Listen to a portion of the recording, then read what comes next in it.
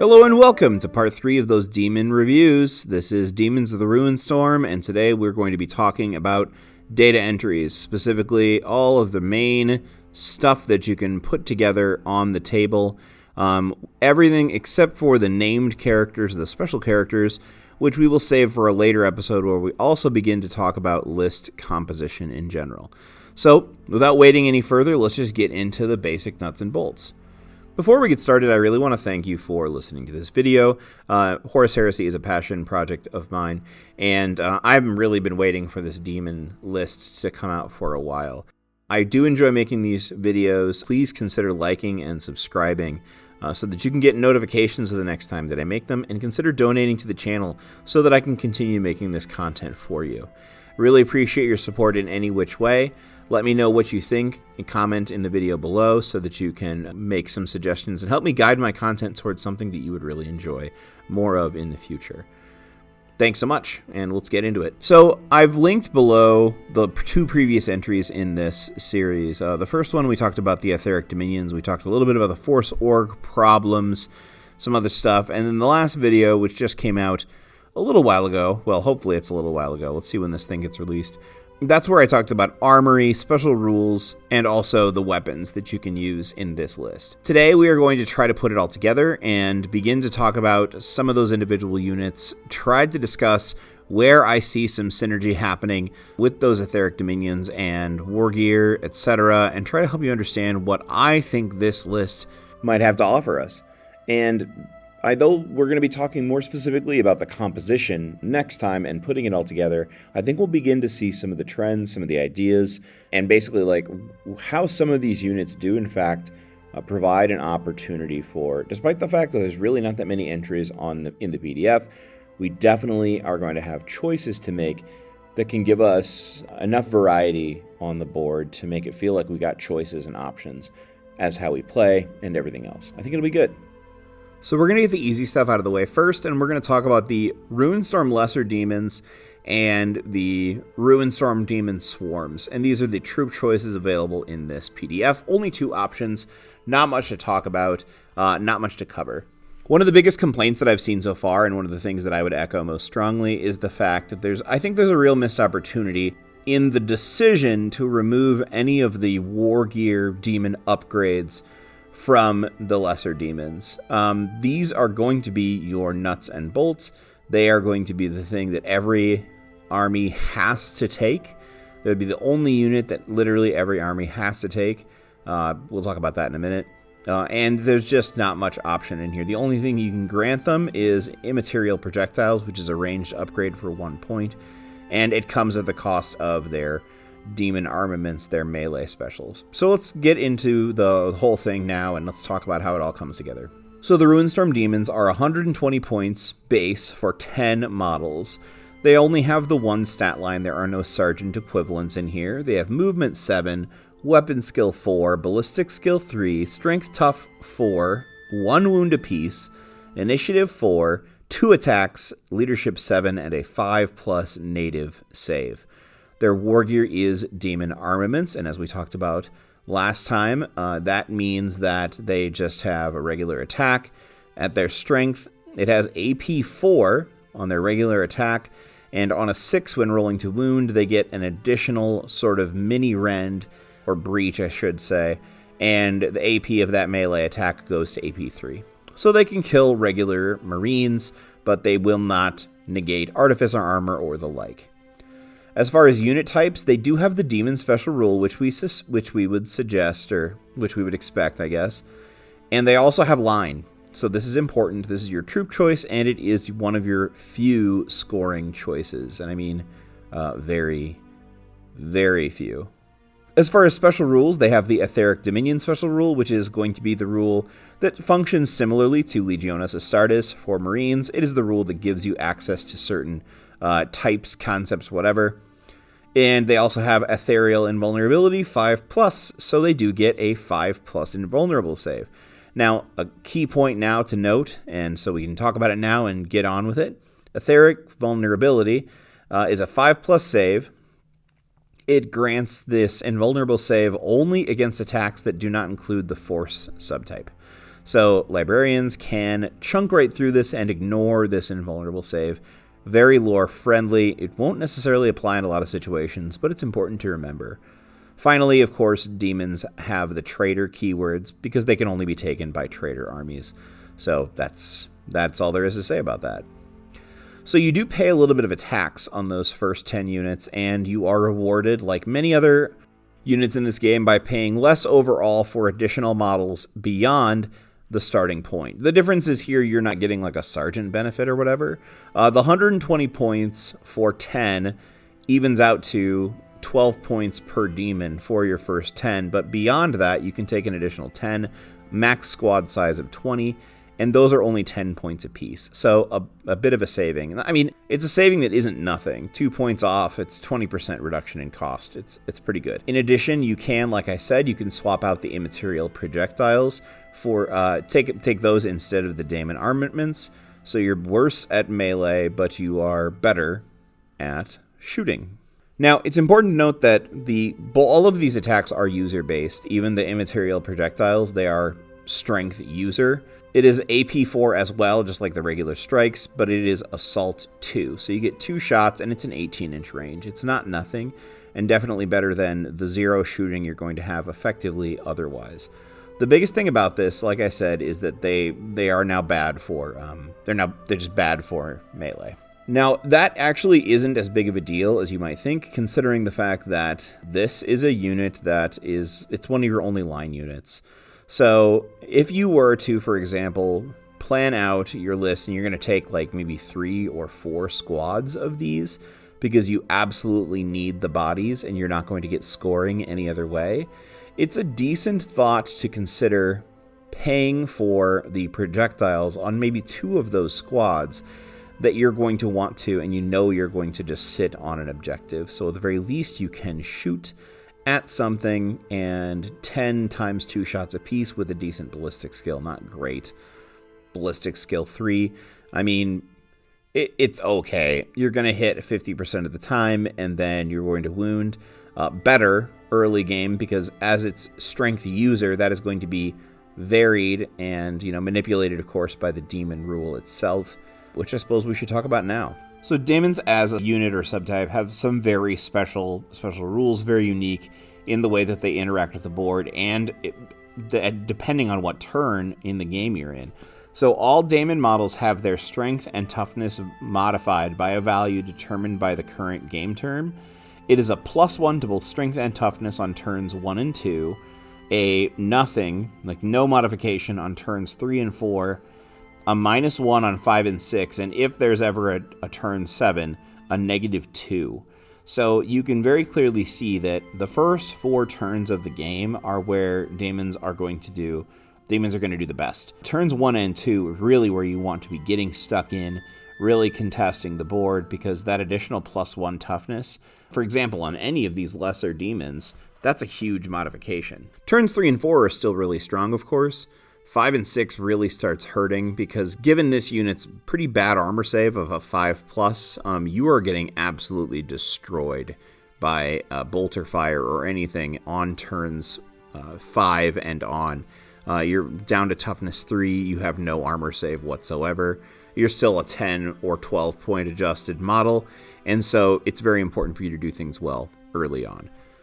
All demons also have the Fear 1 special rule, which is going to be a penalty on leadership tests. Any hits inflicted on a model with a demon unit type with the 4th special rule gain instant death as a special rule as well. So not only do you not get a save, but it's an instant death. All demon models are immune to the effects of fear. They automatically pass pinning and regroup tests and cannot fail a morale check due to our weapons are useless.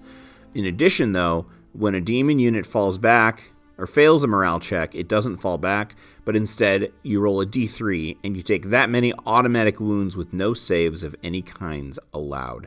In addition, no model that is not also demon can join a unit that includes something with a demon model. Okay, so the lesser demons are going to be a strength 5, toughness 5 in the first 2 turns of the game, which makes their ranged attacks considerably better. It makes their melee attacks considerably better. It makes them considerably tougher, as far as units that you're going to be trying to put, theoretically, if you're putting a lot of these on the board, the first 2 turns, them being toughness 5, is really excellent for them. They still are not going to have a very great armor save, relying on that 5+ invulnerable save. Honestly, with a save of a 5+, you might as well just consider it your invulnerable save anyway, but they get considerably worse as the game goes on. I could definitely see them being used, like I said, as shooting units, especially if you're going to hold them back behind other things. They do a little bit of shooting early, try to soften something up a little bit, try to draw a reaction, something to that effect if you've got multiple units shooting. There are a couple of other units that you might want to shoot, so you could theoretically try to bait a reaction. Whatever. The point is that there are a couple of options here, and I don't think the immaterial projectiles are as bad as I initially considered.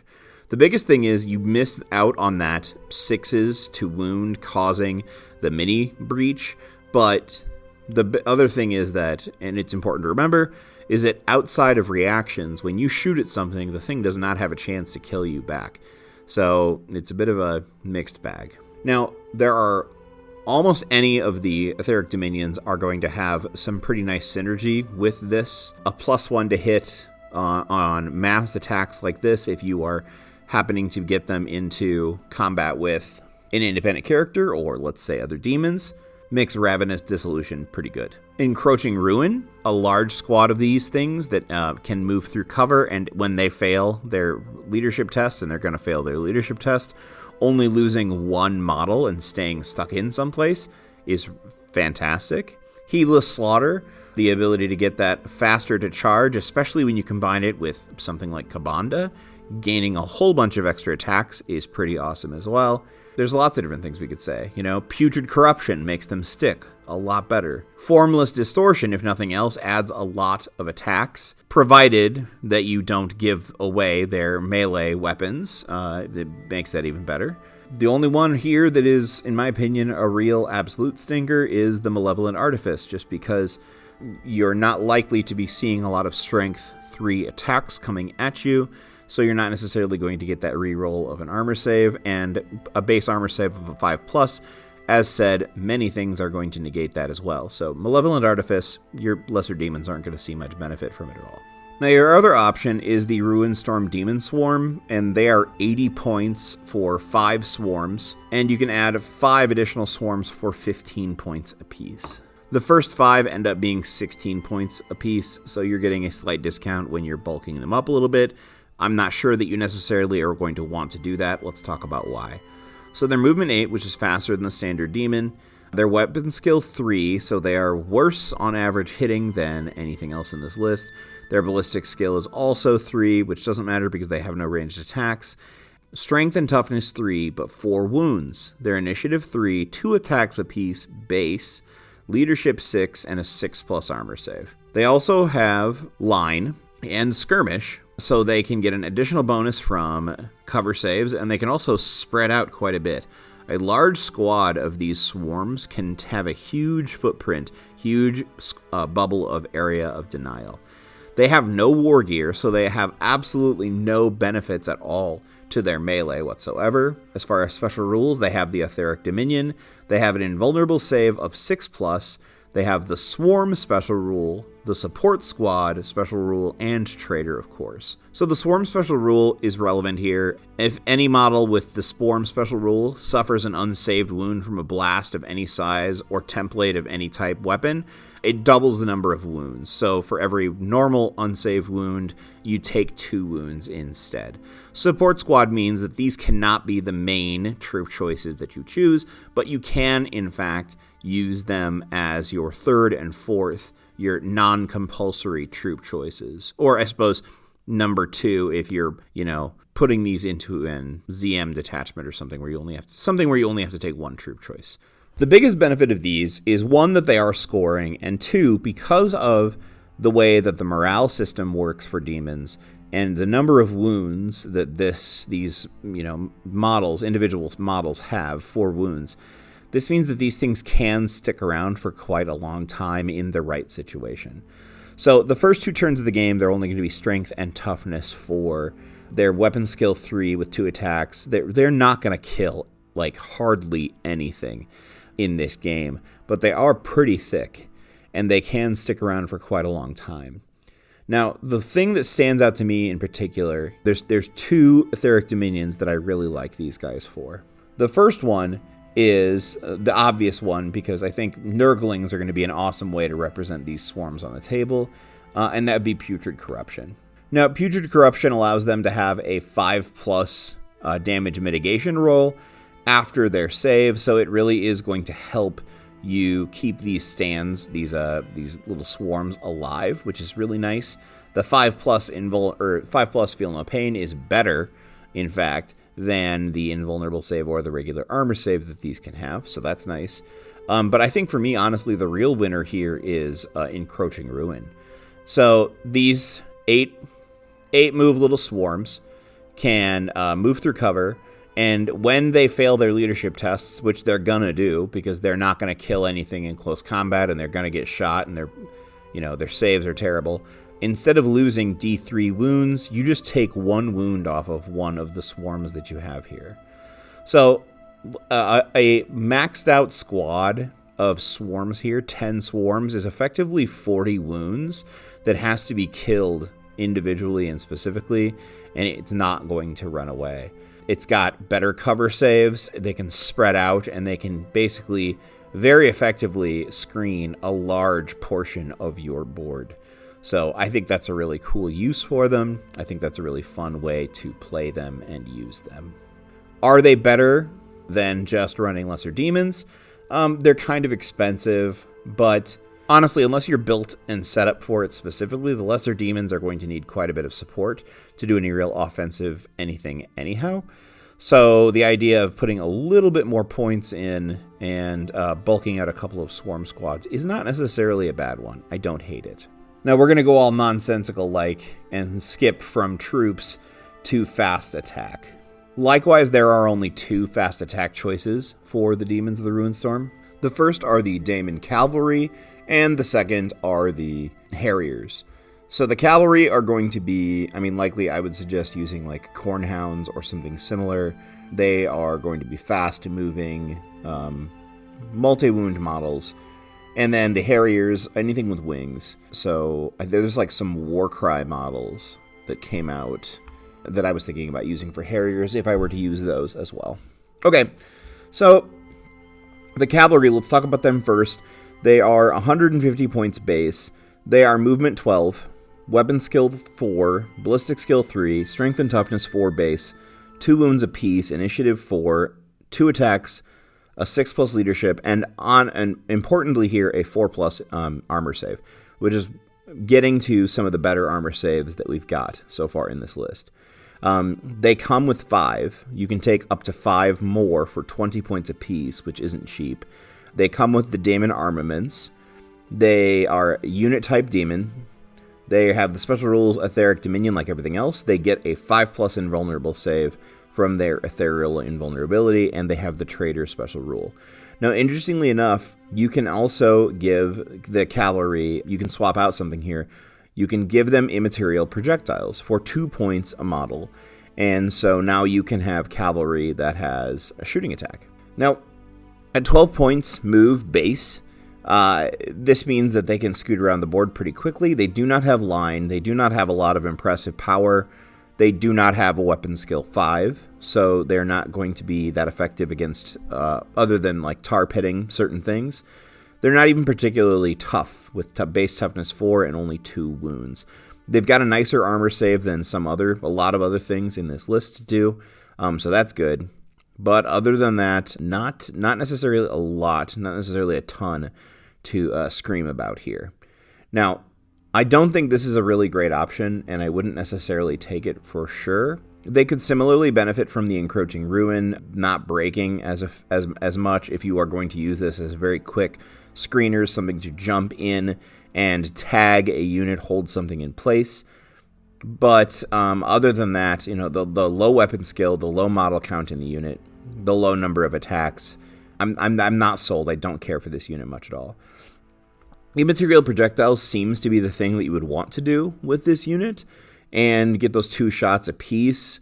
But realistically, the immaterial projectiles are not much of an offensive boost. You're already taking models here that are 20 points base, and there's really not that much to scream about here. I think you have better things to spend your points on. This one is, I think, kind of a stinker. The next one, the Harriers, has at least some options, but it's sort of, well, it's in a similar situation. So the Harriers are 150 points for 10, movement 7, weapon skill, ballistic skill, toughness, and strength 4. 1 wound apiece, initiative 4, 1 attack, leadership 7, and a 5+ invulnerable save. They are Daemons. They have no special unit type significance. Their war gear, they do come with demon armaments, but they also get the immaterial wings. So this is going to be the one that boosts their movement to 13, like jump packs. It also gives them bulky 1, and it also gives them Hammer of Wrath.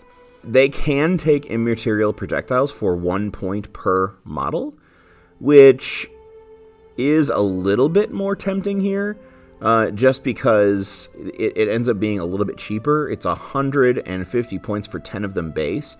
Interestingly, there is no option to expand this unit whatsoever, so it's only ever going to be 10 for the Force Org slot. But for 10 additional points, getting a small shooting attack to harass on the sides and then choose to run in and tag something, it's not terrible. The other thing that's interesting to me, and it's not necessarily great because the whole Dominion is not very good, but these models already getting Hammer of Wrath 1 means that if you were to place them in a list of Infernal Tempest, then you'd be getting those special Deflagrate Hammer of Wraths, and you'd be getting 2 of them per, 2 Hammer of Wrath attacks per. So this squad, if you were able to charge a relatively healthy squad of this into something, you'd be getting 2 Hammer of Wrath strikes automatically hitting per model. In turns 1 and 2, those are strength 5 strikes. And with Deflagrate and whatever else, there's a chance to do a little bit more damage here than your standard, than you would expect normally. The Daemon armaments, if you kept them on there, like this could mulch up, do a pretty good job for a relatively cheap amount of points, tearing into like a tactical squad or whatever else, especially early on in the game. And the wings are going to help you get there a little bit faster. Again, the problem is, though, that Infernal Tempest is not very good. So it's not necessarily something that you would want to do entirely. But it's an option. It makes it work. Now, again, similarly, with all of the others, you know, if this is not necessarily a punch unit. This is a tar pit option in this list. And so basically you have to be thinking to yourself, like, what is it going to do? Who is it going to target? And essentially, in some etheric dominions, like, for example, Encroaching Ruin, or the Nurgle 1 5+ invulnerable save, it's better. You could allow them to stick around or whatever, but this isn't a unit that's going to win you games. Now we're going to move on, and we're going to move into the heavy support here. The heavy support, there are similarly 2 options. We don't like too much variety here. And essentially there are the Greater Ruinstorm Demon Beasts, and then there are the Demon Behemoths. So the Beasts are a squadron. Essentially you can have a couple of them in a single squad. The Demon Beasts, 150 points for 1.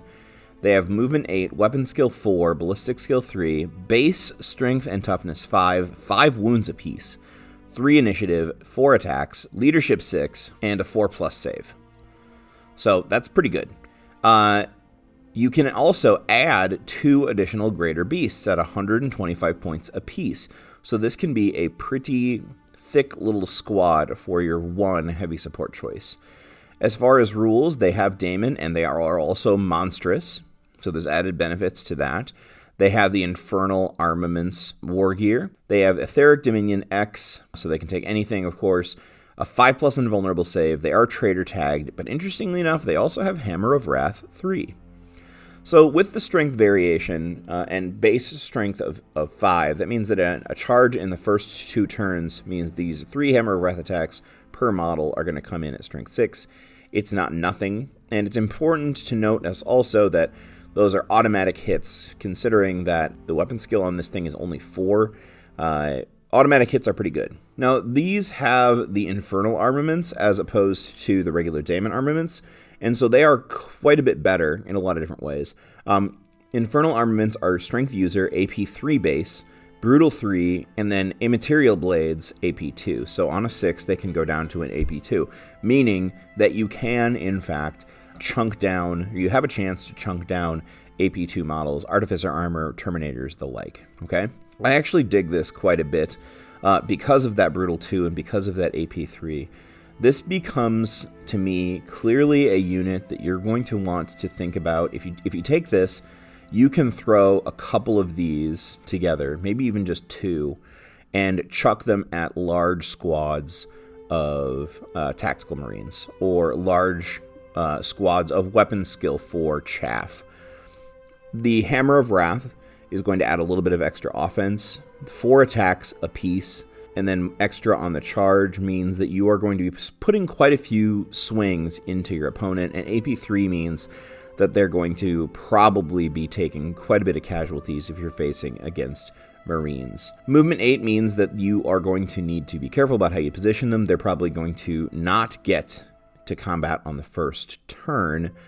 So that sort of changes a little bit of how we think about how we might use these, and also what etheric dominions we're going to think about using. Obviously, the first one that comes to mind for me is Encroaching Ruin, because having movement 8 and being able to move through cover and go directly towards whatever it is you are trying to attack is really awesome to me. And also, given the high wound count per unit, or per model in this unit, and the low leadership, you're going to be failing leadership tests, but only taking 1 wound off of your greater demon beasts means that you're going to be a pretty scary, not a Death Star by any means because of that weapon skill 4, but these things are going to chunk hard. I also think that you could really see these shine in, again, like if we're trying to make that theoretical Infernal Tempest list work, Hammer of Wrath 3 base on these is pretty fun and sounds pretty good. The biggest thing to note about this is that this is not a unit that is really going to shine against high weapon skill or high difficulty melee combat. That's not what this is for. You don't throw these at that. You want to use these to tie up something that has, I mean, theoretically, actually, they could be pretty great against like something with a Terminator equivalent or something that is using essentially power axes, because anything that will only cause 1 wound at a time to these and have a difficulty wounding them because of their high toughness, I mean, you can soak quite a few AP2 attacks on something with this. You will also do a fair amount of damage back to it. You're just not really going to be able to deal with a Death Star with this unit. I think it's also important, though, for this unit entry to temper your expectations, because you don't have a ton of attacks. You're not going to necessarily be able to do a ton of damage, and like I said, you are being held back by that weapon skill 4. The biggest thing with this unit, especially when compared to other options that you're going to have available for you later on in our review, this unit is pretty expensive for doing something that can be done better in other ways, in different ways. If you're just trying to tar pit a unit, then a large squad of lesser demons is going to be more cost effective, and you're going to have easy access to it as well. If you're trying to absolutely butcher a squad, then there are better options also that, again, are going to feel a little bit more cost effective for the overall output. Part of this, unfortunately, or interestingly maybe though, is that at some point you're going to need to take heavy support choices. So this is maybe one that is useful for that specific concept, but I don't necessarily rate it super, super highly. I like them better than the cavalry right off the bat, but you know, you get the idea. The next one is the Daemon Behemoth, and these are a little bit more expensive. They're single model units, and I think these ones are, well, they've got options, but they also have pretty intense limits. So the Daemon Behemoth is 350 points. It has movement 8. It has weapon skill, ballistic skill 4. They are really strong, though. They have strength 7 and toughness 6. So going up to strength 8 and toughness 7 on those first 2 turns, 7 wounds a model. Initiative 3, attack 5, leadership 7, which really won't, I mean, it won't matter. It will matter. And then a 3+ invulnerable, or a 3+ regular armor save. Okay? So you only get 1 per slot for this one. It's 1 Ruinstorm Behemoth. They do have the monstrous special rule, and they do come base with infernal armaments like the last one. They have quite a few more special rules here, though. Etheric Dominion X. They do have a 4+ invulnerable save on top of their 3+ regular armor save. They have Hammer of Wrath 3. They have It Will Not Die 5+. and bulky 7. So these are big models as far as that goes. Now the Ruinstorm Behemoth can take up to 2 options from the armory, and the options they are given are Immaterial Wings for 25 points, so they can have that movement skill 13, which is pretty great. Etheric Flight for 15 points, so +3 to the movement, and you ignore cover, but not quite as fast as the wings, 10 points less. Miasma of Rage, Warp Forged Flesh, both of those options are 25 points. Dark Flame, which is that flame attack for 15 points, the Ruinstorm Behemoth can exchange its infernal armaments for a Behemoth Blade for 30 points. Okay, so let's talk about some of those options. First of all, the weapon option. The Behemoth Blade is going to take us from the infernal armaments, which are, as mentioned before, Strength User, AP 3, Melee, Brutal 2, and Immaterial Blades, AP 2. So hitting AP 2 only on a 6 to wound. And it's going to take us to the Behemoth Blade, which is base AP 2, Melee, Brutal 3, Sunder, and Immaterial Blades AP 1. So, first of all, we're getting an additional Brutal. We're gaining Sunder, so that we're going to have a decent time chunking through some armor. Not a lot, but some. This will really help us against, mid-level armor, but we will still not do well against Land Raiders and the like. And then the Immaterial Blades of AP 1. So that actually is pretty great, because what that's going to do is if we do get a chance to chunk through on armor, then we're going to get a +1 to our weapon damage beyond the regular +1, so it's up to a +2. The biggest problem with this is that as opposed to Rending, which is going to add extra armor penetration, we're still going to need to get there on that pen first. So it's not going to have as much of an immediate effect, but it's still going to be pretty decent. Now, is it worth 30 points? Maybe. So the additional Brutal and the additional AP is going to help you really tear apart anything, a Marine equivalent, that is in a 2+ armor save.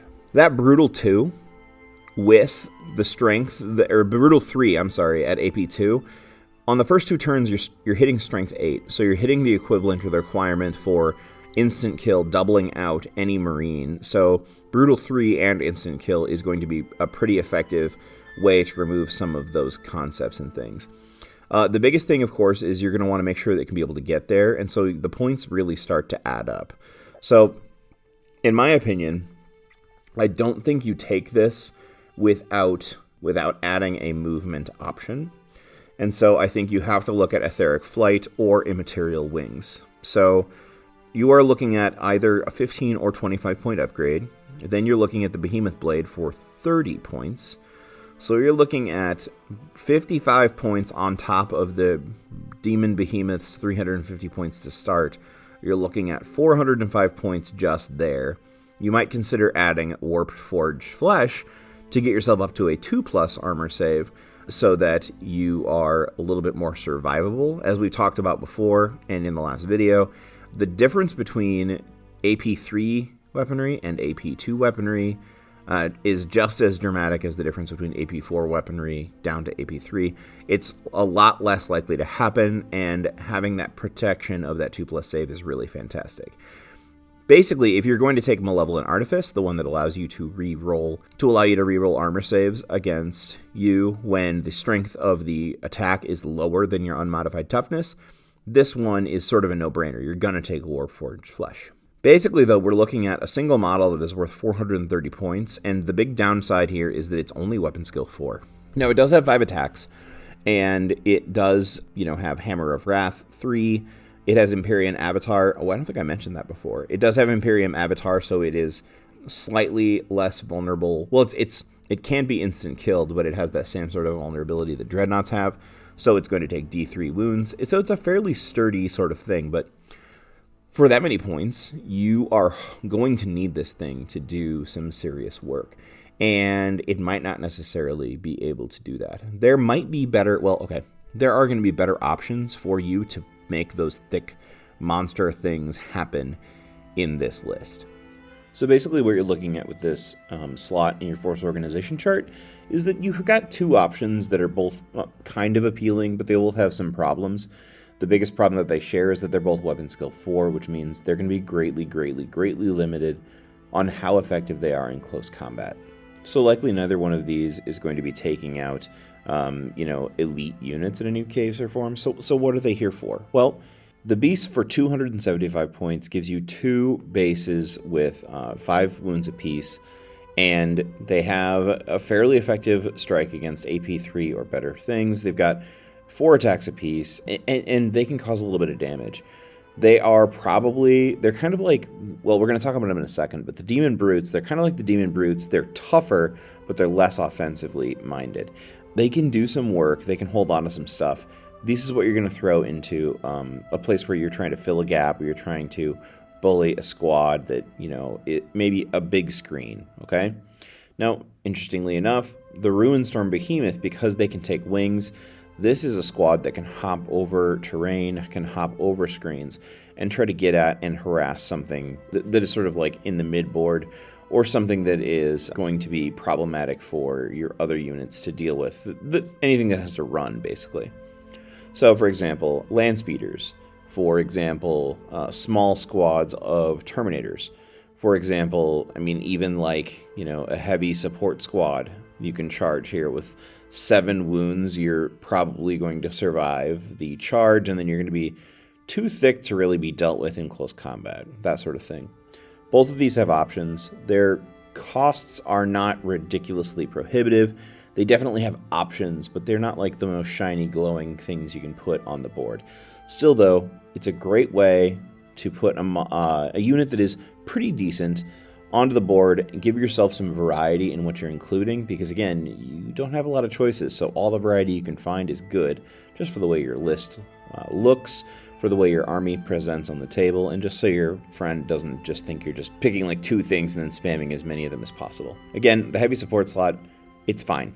It works, it'll be useful in some situations, but you're not going to feel bad about taking these things as far as they're not overly optimized, which is fine. This isn't a game like that, you don't need it. Alright, we are going to move on to the elites now, and there are definitely some good options in the elites, and this is where we really start to see, in my opinion, some really good choices to make.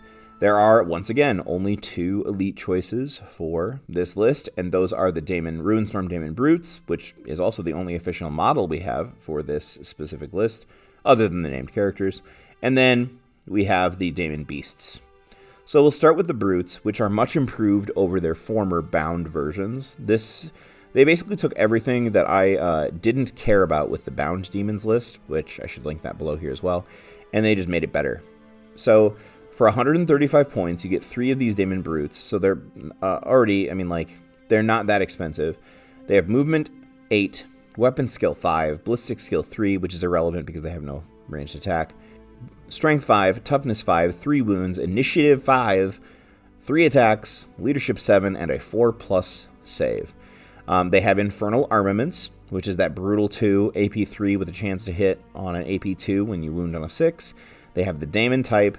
They, of course, have the Etheric Dominion, the Ethereal Invulnerability, Hammer of Wrath 1, Bulky 3, and Traitor. In addition, the squad of 3 can take 6 additional Daemon Brutes for 40 points apiece, and up to squads of 9. Okay, these are great. These are just fantastic, especially when you take a look at the points per model for the additional. 40 points for an additional model is pretty excellent here, considering that there are a lot of Terminators that are just not as good here in a lot of ways. Are about that point total. So first of all, they hit the first marker in a army that is entirely melee. They have weapon skill 5. That's really, really super important. The strength and toughness of 5 is also really excellent because in those first 2 turns, they can be strength and toughness 6. And that means that for those first 2 turns, they are only being wounded by bolters and standard armed fire on a 6. So they are going to be very, very difficult to deal with at the first. Their wounds 3. So they cannot even be taken out by... It's going to take more than 1 strike with a Thunderhammer to take out a single model. And honestly, like, a Thunderhammer is probably one of the best tools that a Space Marine player has to deal with big threats of Death Stars or whatever else. So that's excellent. They strike at initiative 5, so they are going to go before Marines in almost all situations other than other characters. And that's really, really great because they are going to destroy their opponents remove any offensive coming back at them, because one of their big failings, and it's not even a failing I think so much because it is a bit of a trade-off with our high toughness, is that our armor save is only a 4. They have 3 attacks apiece, and they also have Hammer of Wrath, so each one of these, when charging, if they make it into base to base, is going to be hitting, on a charge, they'll be hitting 1 automatic hit at strength, and then 4 swings with their infernal armaments. This is a really, really strong unit. The other thing about this unit, and this is really where we begin to see some of the problems with the other entries up to this point, is that because they have weapon skill 5, because they have that middle-of-the-road toughness, which allows them to be really effective and expensive, but not too expensive, where you can't have a lot of them on the board, this is the precise middle ground unit. Our lesser demons, our troops, and even honestly our fast attack, well, the cavalry accepted because they're just their own problem, but essentially the smaller demons you just spam them, and they're not going to live very long, and if they're on the board on turn 5, they're just going to die like to anything. The Damonstorm Brutes have a high toughness. They have a relatively low points cost, so that you can include quite a bit of them. You can use multiple squads of them, move them around the board. You can sacrifice single units and require a lot of resources from your opponent in order to deal with them and not feel like you're giving up much of the game. The heavy support options, for example, both of those options, the point cost versus the benefit you get is fine, but not necessarily great. The best heavy support choice, in my opinion, are those Ruinstorm Demon Beasts. And those models are just quite simply just not as cost effective when compared to just more brutes. I think I would just rather have more brutes. They do the same amount of thing, and they've got the better weapon skill. They're just more effective. They strike first, they have better weapon skill, etc. They are going to synergize well with quite a few of the Etheric Dominions. Like everything else, encroaching ruin, they're going to be able to move quicker towards their target, and they're going to stick around longer if they lose combat.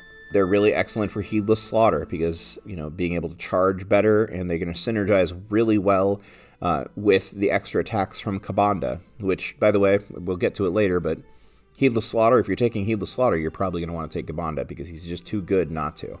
Even honestly, if you take them as Nurgle, they've got a high toughness, they've got a high number of wounds, and so they're going to really get a chance to utilize that 5+ Feel No Pain. Even honestly, for Infernal Tempest, they're not bad because they have a Hammer of Wrath 1 already, so they're already going to get extra synergy from Infernal Tempest with Hammer of Wrath 2 apiece. It's pretty great. This is a really, really good unit. It can do a lot of different things. It can fight a lot of different things. It can be used to throw at a Death Star, and it will do okay, probably. It will absolutely mulch other units. It's got a high number of attacks in order to avoid being tar-pitted, likely. It also has thickness and durability to hold a line. Maybe the best unit individually in the list, outside of some of our HQ choices and whatever. But it's a really, really solid one. And I'm glad because the models are sweet. Okay, next up we have the Ruinstorm Demon Beasts. And the Ruinstorm Demon Beasts are good as well. They're not quite as good as the Brutes, but they have their place, and they've got things you can do with them. So they're 110 points for 3 beasts. They have a base movement of 4, weapon skill 4, ballistic skill 3, strength 5 base, toughness only 4, 3 wounds apiece, initiative 4, 3 attacks, leadership 7, and a 5+ save. So as I mentioned, they come with 3 in a unit base, and you can have up to 9, and each additional beast is 30 points each. So 6 more, up to 6 more for 30 points each. They come with the Daemon armaments, so this is a downgrade in offensive capability, and this is just the standard strength user, AP 4, and a chance to hit on AP 3. They have the Etheric Dominion and a 5+ save. They are bulky 3, and they have Traitor. What makes them interesting, though, is the options that you can give them. So the entire unit can take Etheric Flight for 5 points per model.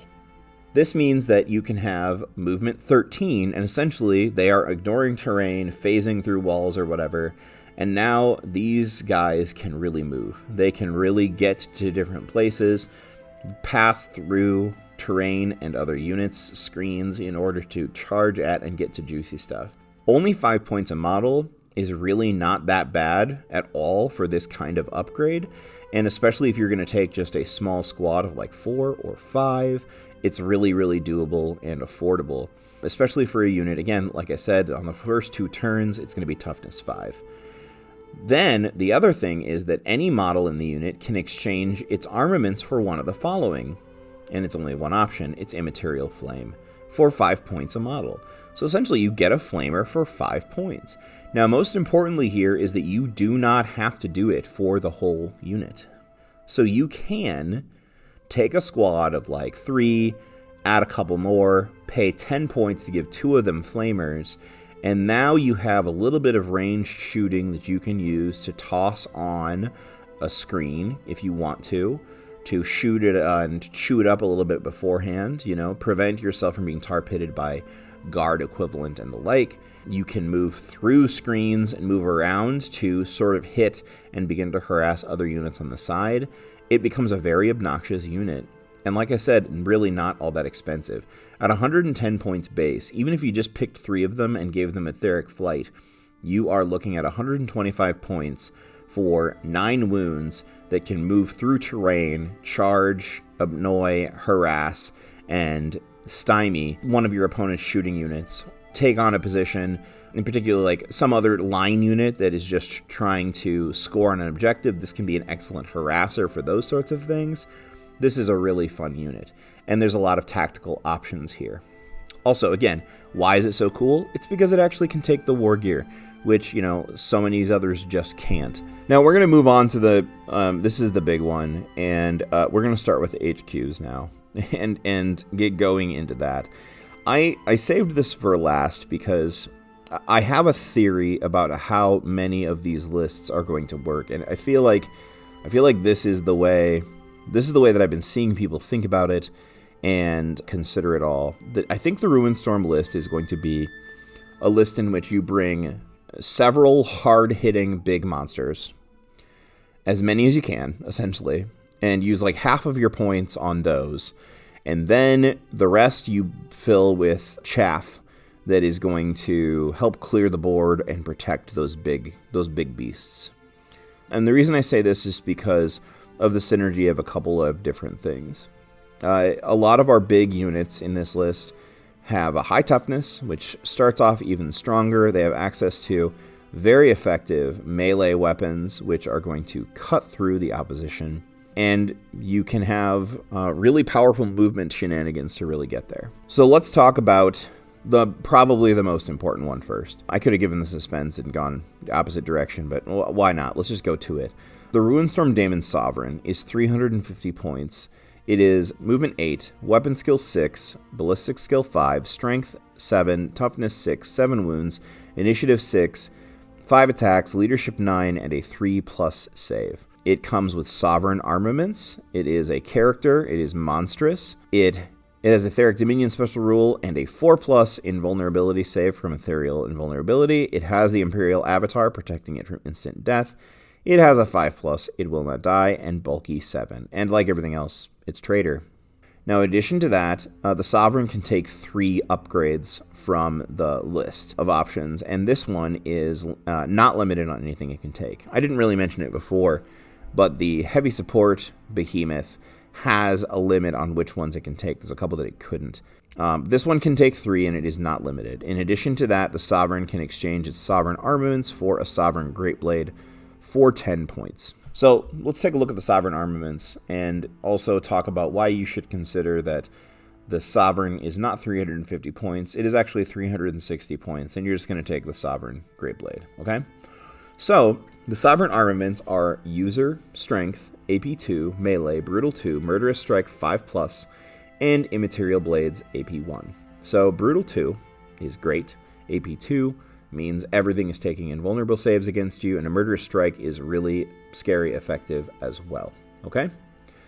Now, the Sovereign Greatblade is Strength +3, AP 1 base, Melee, Brutal 3, Murderous Strike 5+, but it's unwieldy. So it is basically just the same stat line, but it's got a +3 strength, 1 better brutal, and there's a supposed drawback of it being unwieldy, except for one problem. Well, not one problem. In the unwieldy rule, which says that you strike at initiative 1, dreadnoughts and monstrous creatures ignore unwieldy. And if you were wondering, yeah, you guessed it, the Sovereign has the monstrous keyword. So, the Sovereign strikes at initiative with this unwieldy weapon at +3 strength. On turn 3 and 4, when they've lost their strength bonus, this means the Sovereign is still striking at strength 10 with an AP 1 weapon. Yikes. That's pretty good. So this is going to be your can opener for getting into Armor 14 vehicles. It's also going to absolutely mulch any other model, single model in the game that exists currently. As far as any toughness-based thing, it's going to do very well against Dreadnoughts. It's got Brutal. It's going to do amazing against Marine equivalent, of course. And it's going to strike at Initiative 6 because it's monstrous. Interestingly enough, Games Workshop, if you're listening, did you know that the only model that you allow to take a Sovereign Greatblade is the Demon Sovereign who has the monstrous? And so I ask you, why did you even write unwieldy into the data entry? What's the point? Okay, now that we got that out of the way, let's talk about the other options. So this is a model, as opposed to the Behemoth, the heavy support Behemoth, this is the model I think that you would much rather pour all of your points into for a couple of reasons. One is that it's got a weapon skill 6 as opposed to weapon skill 4, so you're actually going to hit very often. The other is that you have a much better melee option that you are going to want to protect with other upgrades and such. So this is going to be the one that I would imagine you want to give all the gubbins to. So it costs more points by 5, Immaterial Wings, but I see Immaterial Wings in every Sovereign's future. Making this a move 13 monster is just absolutely terrifying. There's other good options here as well, and you can take 3 of them. If you are not doing this as Heedless Slaughter, you could consider Miasma of Rage for those extra attacks when charging. 25 points for 2 additional attacks at strength 11 on the first 2 turns is, I think, a worthy consideration. The Dark Flame, no, I wouldn't care for that. Etheric Conduit, the ability to add a psychic power here is actually pretty tempting, actually. But also Warpforged Flesh to get them down to a 2+ save. I think Warpforged Flesh for this one is a no-brainer. All that told, if we just go with, honestly, even if we just go with the 2 that seem to make the most sense, we're going to take the Sovereign Greatblade, so 360 points, 415 points, and then maybe add the Unmaking for an additional 15, so make it 400 and, what is that, 30? Did I do that math right? 430 points seems like a pretty good deal to me. Now, as a reminder, the Unmaking, that's one that I mentioned and I talked about pretty strongly last time. It's as strong as a Meltagun, AP 1. It's got Armor Bane at full distance, and it's going to really give you a chance. Most importantly to me, it gives you a chance to shoot at, open up a can, and then charge whatever little tasty transported bits are in that can that you're charging. So I think that one's pretty awesome as well. I mean, you could talk me into Miasma of Rage instead, or Etheric Conduit, depending on what you think, but I think you're going to look at spending 400 points on each one of these guys. And honestly, we'll go through and talk about the other options, but I think you buy 3 of these. I really do. Or you consider it. Now, that's kind of unfortunate because I really wish that this had an 0-1 limit on it. And that's because for some reason, I just don't like the idea of 3 equally powered demons coming through together. Nothing about the lore talks to us about that working in this way. That is, unless you include a Lord of War named character, and you can imagine that one is the true power behind this force, and then the Sovereigns are their lessers, which we'll talk about that Lord of War in a second. But the Demon Sovereign is the real S+ threat to this list individually, and the thing you're going to want to try to kill. And I mean, you can have 3 of them for less than 1,500 points, and they're all very, very, very scary. The other options that you have, there are actually 2 other HQ options, one of which is the Daemon Hierarch, and it is just a slightly lesser version of the Sovereign. It is 250 points. It has movement 8, weapon skill 5, ballistic skill 4, strength and toughness 5, 4 wounds, initiative 5, 4 attacks, leadership 8, and a 3+ save. It has, like I said, everything. It's like slightly just weakened. It will not die is only a 6+. It's bulky 5. It still has a 4+ invulnerable save, but it comes with infernal armaments instead of sovereign armaments. So right off the bat, this is an HQ choice that isn't even guaranteed to get AP2 on its strikes. That seems to me like a pretty big drop-off in quality. It cannot take an additional weapon option, but it can take up to 2 of any of the other war gear options. So again, I'm like the first one I think of is the Immaterial Wings for movement, but also you could do Warp Forged Flesh or the Unmaking. The biggest thing here is because it only has 2 options, you are sort of in a bind because you've got to choose one. The biggest thing here is that for 100 points more, you can get a Sovereign, which is just considerably better in almost every metric, and the options for additional customization are better. So the Demon Storm Hierarch is like, I don't think it's that great, but in smaller point games, or like I said, if you are not running a Lord of War and you have a problem like I do with the lore of basically the Sovereign being 3 Sovereigns, too many cooks in the kitchen, too many warlords in the demonic host. But other than that, I would ignore this one. Now, I really like the next option, which is the Ruinstorm Daemon Harbinger, and that's because it actually provides variety in some of the stuff that you're doing in this list. So it's 135 points base, and it comes with just the Harbinger, who is weapon skill 5, ballistic skill 5, movement 8, strength only 4, toughness 5, 3 wounds, 5 initiative, 3 attacks, leadership 8, and a 4+ save. Now, this is the only HQ that can buy itself a bodyguard, but you are limited. You can bring up to 3 Daemon attendants for 45 points apiece.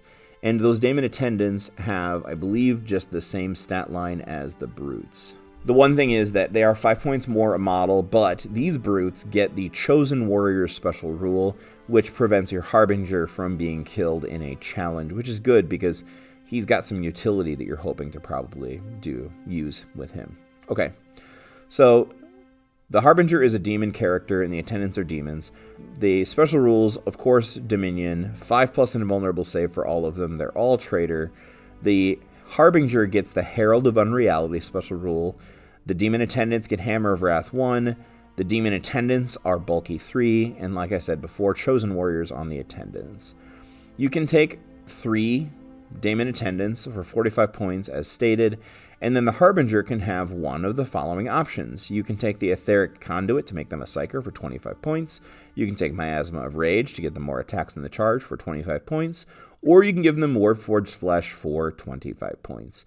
I will say right away, my first instinct is to say that Warp Forged Flesh is the real option here because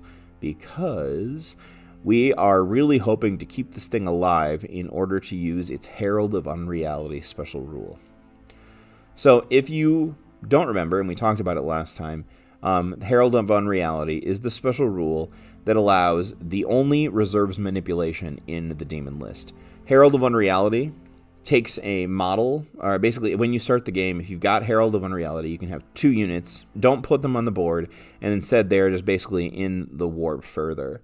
And then when that Harbinger would shoot, or in the shooting phase, they can place a little bubble right next to them, and then one of those units can deploy from that bubble. The rule specifically states that the model's controlling player then chooses to use, once they place this bubble, which has to be next to the Harbinger, you move from the edge of that bubble as if you are moving on from reserves, and you treat it as if they are entering play from reserves. Once the models have moved, then you remove the Warp Rift, and then that demon unit can then act as normal in the shooting phase, and then can charge as well. So you get a free move in the shooting phase, then you shoot, and then that same unit can charge. So the reason why I think that the Warp Forged Flesh is the way you want to go, like I said, is that you really need to protect this unit. The Chosen Warriors is sort of essential as well, because you really want to keep this Harbinger alive. And if your Harbinger dies and you still have a unit in that reserves, there is no mitigation and there's no way for them to come on or walk on another way. They're just stuck in limbo and you lose that unit. So it's very important to keep that there. Now, of particular importance here is to note that this is you just use the demon unit type, and you can place it in reserve here. And so you can take a Sovereign and place it in this warp. You can take anything with the demon unit type, and basically you can then always move your Harbinger, place the warp bubble, and then you can move on from that point as well. So it just allows you to take some of these extremely fast moving demon units and allow them to move even farther, cheat them out onto the board. So there are some big problems with this rule, and it definitely needs an FAQ for a couple different reasons, a couple of inconsistencies. We're going to try to talk through them, and I'll just try to point this out. So if you take a look at the PDF, it does not tell you, for example, that there is a restriction on what units can be placed in the hold until you look at the flavor text in italics, which explains and specifically says non-Lord of War units, but that's not mirrored anywhere else. To me, this speaks of something that was changed in a different editor draft, but then wasn't gone back and applied consistently. Disappointing, but I think that's what that means as far as this current. I suppose you could make the exact same argument that the fact that it's not included in the main, but it is included in the example, could be the opposite. They intended it to be that you can put Lords of War in there, but now you can't. I don't know. I think you have to go and err on the side of not allowing Lords of War in that regard first. But again, it would be really great if this was better worded, because there is a direct omission here at one point, which it's very confusing. The second part of it is the fact that the description of this ability specifically does not mention the interceptor reaction. Now, this happens in the shooting phase as opposed to happening in the movement phase. And a lot of times people equate the interceptor as a movement reaction only. And I think a lot of that is because there's a lot of interceptor or reserve stuff that happens specifically in the movement phase, which is fine. But as written, this ability does not trigger interceptor. And the reason I say that is because it does not specifically say that before, you move first and then you would trigger interceptor. And then the demon would be able to shoot and charge, as per normal, okay? So, rules as written, it does not allow for interceptor. This is, I think, despite the fact that it's an exception and a variation, I think it's fine for a couple of specific reasons. Now, in the never-ending war that is the balance between the interceptor reaction and reserve shenanigans, basically the way that this works is that if your opponent has tons of shooting and ability to intercept, then you just have to counteract with more models to bring on the table so that you overwhelm their shooting attack with a stronger assault. This is a problem, of course, for demons because when facing up against a standard list, demons do not have the ability to mass reserve strike or deep strike assault, and so they can't overwhelm that part of the requirement. So they can't overcompensate in that way. Likewise, this specific ability, the Herald of Unreality, which is keyed to a specific HQ unit, so there's already an HQ tax associated with using the only real reserve shenanigans available to any army within the Demons of the Ruinstorm. You are also limited to bringing on just one unit per turn, so you can't even, bring on a whole bunch at once. I think it's fine then that you don't have the ability to shoot at this unit as it arrives, because if you did have the ability to do so, then there would literally be no purpose for it, because whatever you bring in would very, very, very easily be overwhelmed by even a single, let's say, the ubiquitous last cannon heavy support squad. A lot of people are going to have those. It's easy and brainless to put a 10-point augury scanner on them, because why wouldn't you? And then that would really ruin the day or sincerely hamper even, a sovereign or something else impressive coming out of the demon warp. So this should be FAQ'd. It should be specifically mentioned because it's not, and it will probably result in some confused discussions at the table. However, this is the way I would rule it. I think it's appropriate that you don't get a chance to intercept it, and I also think that probably err on the side of caution and say no, officially, no Lords of War, even though that wording is not consistent either. Now, the Harbinger is then really effective and allows for, like I said, the only manipulation shenanigans possible. The biggest strike against the Harbinger and his little detachment is the fact that it's an HQ choice, so that means you can take less sovereigns. It's not necessarily a bad thing, because like I said, spamming the Sovereigns might feel a little bit cheesy and definitely not fluffy in certain situations. But, I like it for the variety, and I think I would definitely include it in any of my lists, just for some of the options. In addition, the Harbinger synergizes really well with one of the Warlord traits. So Walker of Path says, an army whose Warlord has this trait may, at the start of the battle, once all players have deployed all of their units onto the battlefield, including infiltrators and scouts, and any rolls to seize the initiative been made, select up to 2 units with the demon unit type that are under their control and deployed on the battlefield. The selected units may be removed from the battlefield and placed in reserve. For each unit removed from the battlefield in this way, the controlling player must deploy a unit with the demon unit type from reserves onto the battlefield, following the constraints of the mission being played. The units chosen to be placed in reserve may enter the battlefield as normal or via the Herald of Unreality special rule, if a model with the army has that special rule.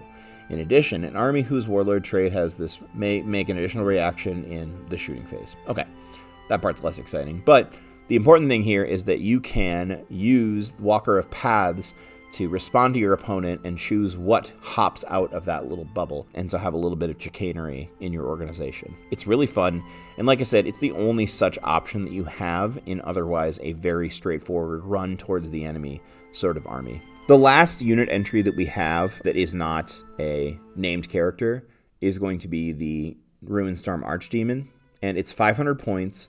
It's got movement 8, weapon skill 7, which is the highest weapon skill of anything that isn't a named character in this list.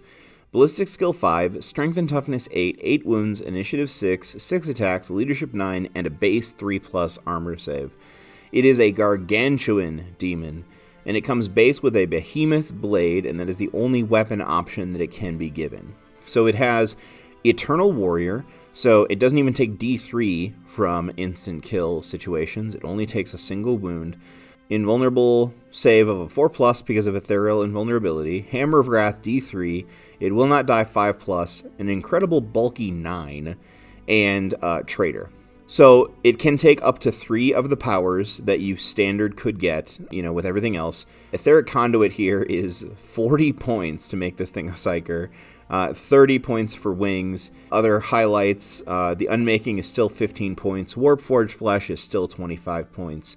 And I would say basically the same sort of principle as far as which of these upgrades are the ones you are going to want. For me, the ones that jump out are Immaterial Wings to help me get to where I'm going faster, Warpforged Flesh to help me survive a little bit longer, and then take your pick on the Unmaking, Miasma of Rage, provided you're not getting rage from another source, or whatever. Now, the Behemoth Blade, we've already talked about, is a pretty impressive bit of weaponry. It's Strength User, AP 2, Melee, Brutal 3, Sunder, and Immaterial Blades, AP 1. So Strength User, Strength 8 on turn 1, Strength 9 on turn 1 and 2, Strength 8 on 3 and 4, and then 7 on the later turns. But it's still AP 2, it's still Brutal 3, and it has that Sunder.